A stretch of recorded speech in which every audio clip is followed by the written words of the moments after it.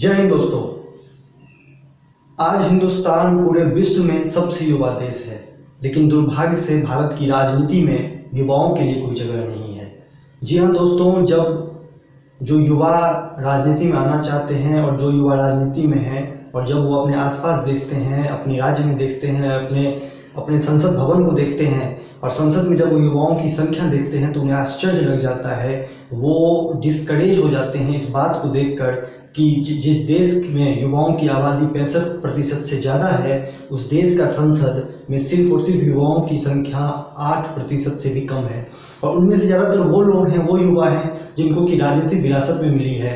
तो जो आम युवा है, जो राजनीति के माध्यम से देश की सेवा करना चाहता है, जो अपना विजन इस देश में लागू करना चाहता है, वो निश्चित तौर पे उसके लिए ये बहुत ही पीड़ादायी होती है, वो बहुत ही ज़्यादा डिस्करेज होता है। तो इसका कारण क्या है? क्यों आज इस देश में युवाओं को राजनीति से इतना ज़्यादा दूर कर दिया गया है? आप में से बहुत सारे लोगों के मन में सवाल होगा कि क्या शुरुआत से ही ऐसी है?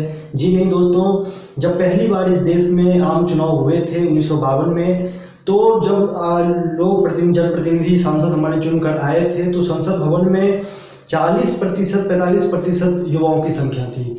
और उसके बाद क्योंकि राजनीति में कोई रिटायरमेंट एज नहीं है, ऐसा कोई यहाँ पे लिमिट नहीं है कि आप इतने ही दिन तक राजनीति में सक्रिय राजनीति में रह सकते हैं, इसी वजह से संसद में जो एक बार चुनकर आ गया वो उस चीज़ को फिर आगे तक बहुत दिनों तक कंटिन्यू करते रह गया। वो जब तक वो बूढ़े नहीं हो गए तब तक उन्होंने राजनीति छोड़ी नहीं। अपने बाद उन्होंने अपने बच्चे को आगे कर दिया राजनीति में, और आम लोगों के लिए, आम युवाओं के लिए दरवाजे हमेशा के लिए बंद हो गए। और दूसरी चीज़, आम युवाओं को झंडे उठाने के लिए, बैनर लगाने के लिए, नारा लगवाने के लिए इस्तेमाल किया जाता है। आम युवाओं को जब तक वो 10 साल 15 साल किसी राजनीतिक पार्टी को नहीं दे देते हैं तब तक उन्हें जिला स्तर पे भी कोई जिम्मेदारी नहीं दी जाती है।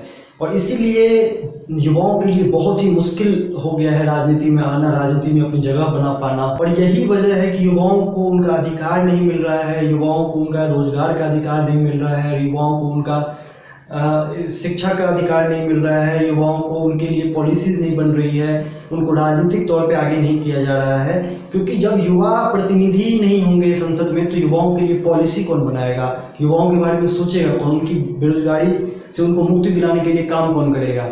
और इसीलिए युवा ना तो राजनीति में आ पाते हैं, ना तो राजनीति में उन्हें मौका मिल पाता है, और वो कहीं ना कहीं अपने आप को डिस्करेज उन्हें फील होता है। वो आने से पहले 10 बार सोचते हैं कि राजनीति में जगह मिलना बहुत ही मुश्किल है, किस तरीके से राजनीति में जगह मिलेगी। क्योंकि जो नेता ऊपर बैठे हुए हैं वो अपने बच्चे को ट्रेनिंग दिलवाते हैं, वो अपने बच्चे को तैयार करते हैं राजनीति के लिए, वो आम युवाओं तक सारी बात पहुंचने ही नहीं देते हैं। वो सारी जो चीज़ें जो राजनीति में ज़रूरी है एक राजनेता को आगे बढ़ने के लिए, जो चीज़ें जो रिसोर्सेज चाहिए वो आम युवाओं तक वो रणनीति वो चीज़ें पहुंचने नहीं देते हैं, और इसीलिए आम युवा राजनीति में आ नहीं पाते हैं। तो अब सवाल है कि किस तरीके से आम युवा राजनीति में आए, ज़्यादा से ज़्यादा सक्रिय रूप से राजनीति में आ पाए। तो सबसे पहले तो युवाओं को मंच देना पड़ेगा। युवा के पास प्रतिभा बहुत है, युवा के पास शक्ति भी है, युवाओं के पास ऊर्जा भी है, लेकिन उनके पास मंच नहीं है। तो उनको सबसे पहले मंच देना पड़ेगा जहाँ पे वो अपनी बात को, अपने विजन को, अपने आइडियाज़ को लागू कर सकें, इम्प्लीमेंट कर सकें। तो युवा हिंद अधिकार शक्ति, इसीलिए उनका हमारा मकसद ही यही है कि हम ज़्यादा से ज़्यादा युवाओं को राजनीति के बारे में पहले तो सिखा सकें, बता सकें, जो अंदर की चीज़ें हैं वो उन्हें बता सकें, और उसके बाद उनको अगर वो राजनीति में उन्हें मौका चाहिए तो युवा हिंद अधिकार शक्ति से जुड़कर वो राजनीति में अपने आप को साबित भी कर सकते हैं, राजनीति में अपने आप को समर्पित भी कर सकते हैं, राजनीति के लिए काम भी कर सकते हैं, देश के लिए काम भी कर सकते हैं। दूसरी चीज़, युवा हिंद अधिकार शक्ति का ये भी मानना है कि राजनेताओं का भी एक एज लिमिटेशन होना चाहिए। जिस तरीके से एक सुप्रीम कोर्ट का जज रिटायर होता है, एक IAS ऑफिसर रिटायर होता है, उसी तरीके से राजनेता जो देश का भविष्य का निर्माण करते हैं उनका भी एक रिटायरमेंट एज होना चाहिए। और ये हमारा मानना है कि एक 65 वर्ष की उम्र राजनेताओं के लिए भी, MP MLA के लिए भी होनी चाहिए रिटायरमेंट उम्र। और अगर आप लोग सहमत हो तो कमेंट बॉक्स में जरूर लिखें, और आप लोग अपने आइडियाज़ भी कमेंट बॉक्स में लिखते रहें।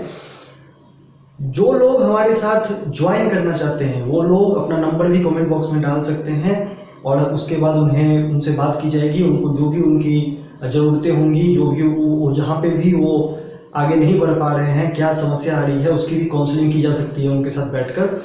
तो मेरा हम लोग का मकसद ये है कि हम लोग ज़्यादा से ज़्यादा युवाओं को राजनीति में आगे लेकर आए, और इसी सपने के साथ युवा हिंद अधिकार शक्ति का गठन किया गया है। क्योंकि दूसरे दल आपको राजनीति में मौका नहीं देंगे, दूसरे दल सिर्फ आपसे झंडे उठवाएंगे, दूसरे दल सिर्फ आपसे नारे लगवाएंगे। युवाओं को ज़्यादा से ज़्यादा राजनीति में आगे करना, उनके टैलेंट को पहचानना, उनमें उनको तैयार करना और उनको ज़्यादा से ज़्यादा संसद विधानसभा में पहुँचाना, इस मकसद के साथ युवा हिंद अधिकार शक्ति बनाई गई है। इसमें आप सबका साथ चाहिए, इसमें आप सबकी भूमिका महत्वपूर्ण होगी। उम्मीद करता हूं कि ये वीडियो आप सबके काम आया होगा। इसी तरीके से हम राजनीति के अंदर की चीज़ें आम युवाओं तक पहुंचाने की कोशिश हमारा जारी रहेगा। अगर आपने इस चैनल को अभी तक सब्सक्राइब नहीं किया है तो चैनल को सब्सक्राइब जरूर कर लें। जय हिंद, जय भारत।